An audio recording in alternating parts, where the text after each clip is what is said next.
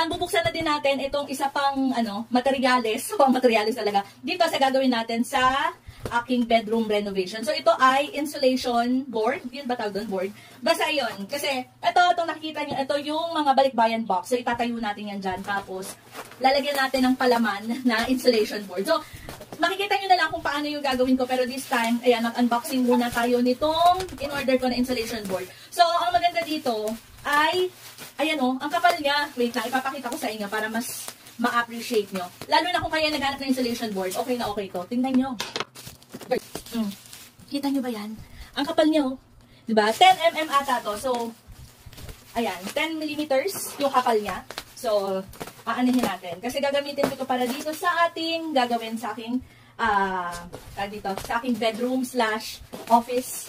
Yan, i-renovate natin. So, again, tayo ay nag-DIY lang.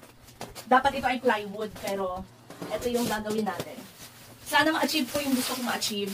Pero, ang ganda, ang galing nung seller ng insulation board na to. Kasi tingnan nyo naman, sobrang kapal, girl. At safe na safe siya. So, ayan, kung kayo ay naghahanap ng insulation board, ilalagay ko na dyan sa yellow basket. Ayan, sobrang kapal niya. Safe na safe. So, ayan, ayusin ko na muna para makausad na tayo dito sa ginagawa kong bedroom kinemberlu office kinemberlat na DIY. Ayan, check din yung yellow basket.